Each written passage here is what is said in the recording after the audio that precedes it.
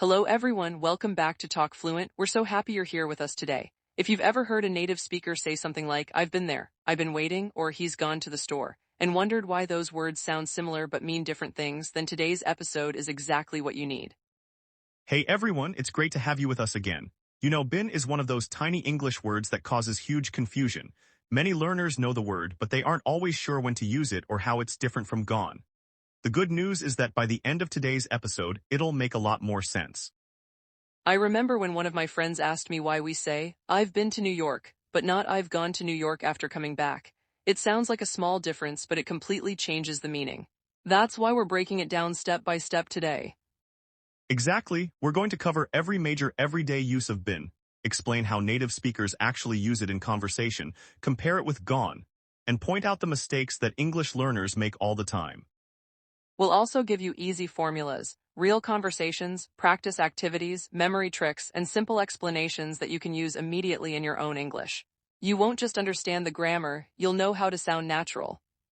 And we want to hear from you. Tell us in the comments, what's one sentence you've heard with been that confused you, or make your own sentence using been and we'll check it out.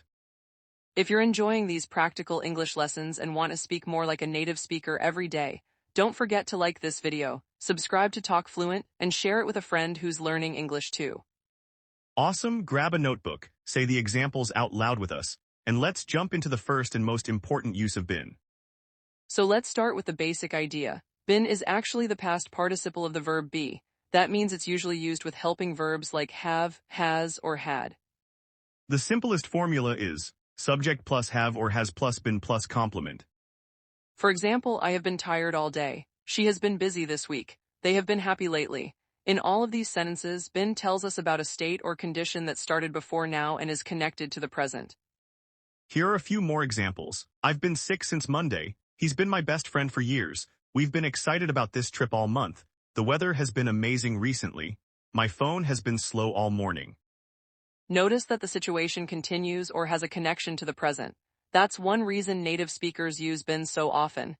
It's perfect for talking about experiences and ongoing situations. Let me ask you something. Can you say, I have been hungry since breakfast? Of course, can you say she has been at work since 8 o'clock? Absolutely. Try saying those sentences out loud. I use this structure almost every day. I'll say, I've been really busy this week, or I've been thinking about taking a vacation. It's natural, simple, and very common. Here's another practice question for you. Can you make a sentence with I've been? Maybe, I've been learning English for 2 years, or I've been watching Talk Fluent every week. Write your answer in the comments because practice is the fastest way to improve. Now let's look at the negative form. The formula becomes subject plus have or has plus not plus been plus complement. So you can say, I haven't been there before. She hasn't been ready. They haven't been very friendly lately. Native speakers use these expressions all the time. There's another pattern you'll hear constantly. Subject plus have or has plus been plus verbing. This is called the present perfect continuous and it focuses on an activity. Like these examples, I've been studying, she's been cooking, they've been waiting, we've been practicing English. The action started earlier and continues or has just finished with a present result. Think about your own life. Have you been working hard? Have you been exercising? Have you been watching English videos? If your answer is yes, you already know how useful this structure is. And here's a quick summary before we move on. Been is the past participle of be. It's commonly used with have, has, and had to describe states, experiences, and ongoing actions that connect to the present. Master this pattern, and your English will instantly sound more natural. Welcome back. Now that we've learned the basic structure of been, let's build on that idea and talk about one of the most important uses of this word, talking about life experiences. This is where many English learners hear sentences like, I've been to Japan, or she's been to that restaurant, but they aren't sure why native speakers choose been instead of gone. The key idea is simple. When you say, I've been to a place, you're telling someone that you visited that place and came back. The experience is complete. The formula is easy. Subject plus have or has plus been plus to plus place. Listen to these examples. I've been to New York twice. He's been to London many times. We've been to that cafe before. She's been to the beach this summer. Every one of those examples tells us that the person went there and returned. They're talking about an experience, not their current location. Now compare that with gone. If I say my brother has gone to the supermarket, it means he's there now or still on the way. He hasn't come back yet. That's the biggest difference between been and gone. Been means you went and returned. Gone means you went and haven't returned. Let's hear a quick conversation.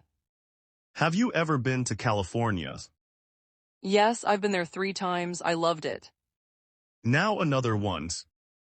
Where's David? He's gone to the bank, he should be back soon. Did you notice the difference? In the first conversation, the trip is finished. In the second, David is still away. Here's another comparison. My parents have been to Paris. They visited and came home. My parents have gone to Paris. They're currently in Paris or traveling there.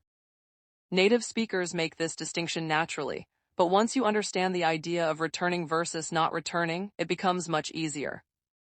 Let's compare formal and informal English. In everyday conversation, someone might ask, have you ever been there? That's casual and very common. In a more formal setting, you might hear, have you previously been to our office? The meaning stays the same, but the wording becomes more professional. Here's a quick practice activity. I'll name a situation and you decide whether been or gone is correct. Your friend is on vacation in Mexico right now. The answer is gone. She's gone to Mexico. Your friend visited Mexico last year and came home. Then you say she's been to Mexico. Great job. Here are 3 tips to remember forever. First, use been for completed experiences. Second, use gone when someone is still away. Third, if you're talking about something you've done in your life, been is usually the better choice. Try writing a sentence with I've been to in the comments. Then write another sentence with has gone to. Practice both patterns together and you'll remember them much faster. One more example from my own life. I've been to many bookstores where I could spend hours reading, but yesterday my friend has gone to one nearby and is still shopping. Same idea, different situation. Exactly, the return makes all the difference. Once you remember that, choosing between been and gone becomes much easier. That's the key point from this section. Now let's move to another everyday use of been that native speakers use constantly without even thinking about it. This use appears in the present perfect continuous. Instead of describing a place or experience, it describes an action that started in the past and continued for some time. The formula is subject plus have or has plus been plus verb ending in ing. Here are some examples. I've been studying all morning. She's been talking on the phone. They've been playing soccer. We've been waiting for an hour. Notice that the focus is on the activity itself and often on its duration. Imagine I walk into your room and see books everywhere. You ask, why is my desk such a mess? I answer, I've been studying for my exam. The activity explains the present situation. That's why this tense is so useful in everyday conversation. Here's another example. Your friend arrives looking tired. You ask, are you okay? Your friend says, yeah, I've been working since 6 this morning. Native speakers love using this pattern because it sounds natural and emphasizes what someone has been doing recently. Here's another real-life conversation. Why are your clothes wet? I've been washing my cars. Why are you smiling so much? I've been talking with my family. Notice how the activity often explains the current result. Here's a tip about sounding polite. Instead of saying, you look tired, many people soften it by asking, have you been working a lot lately? It sounds more caring and less direct. Another natural tip is to use time expressions like all day, recently, lately, since this morning, or for 2 hours. These words fit perfectly with been. Pay attention to your tone too. If you ask, what have you been doing? With a friendly voice, it shows interest. If you ask the same question sharply, it can sound like you're suspicious. Let's do a mini practice together. I'll start a sentence and you finish it out loud.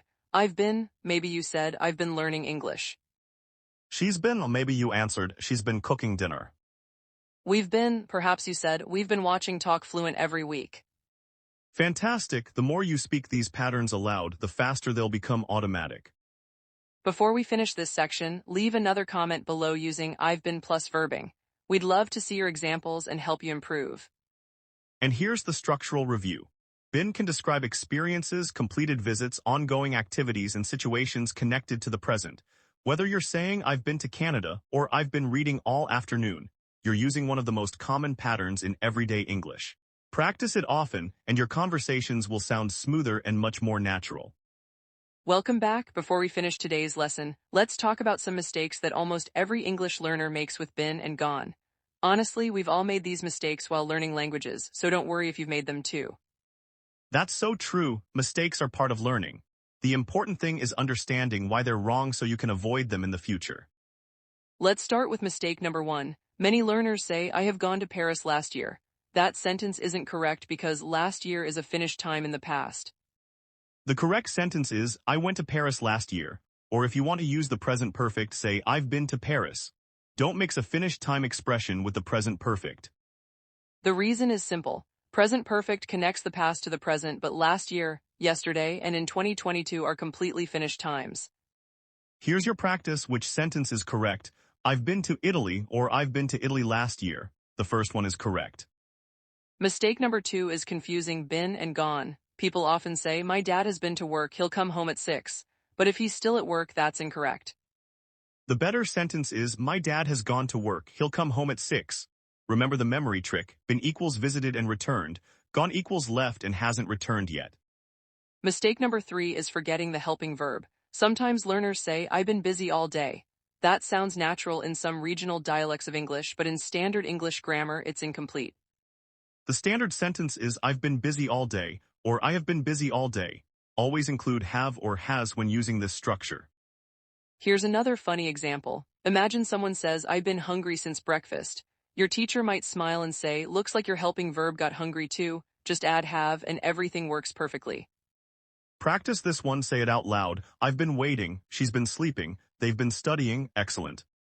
Mistake number 4 is using the wrong verb form after been. Some learners say, I've been study English. But after been in this pattern, you need the verb ending in ing. So the correct sentence is, I've been studying English, not study, not studied, but studying. Why? Because this pattern describes an ongoing activity. The ing form shows the action continuing over time. Here's another quick practice. Choose the correct sentence. I've been cooked dinner or I've been cooking dinner. The second one is correct. Don't feel discouraged if you've made these mistakes before.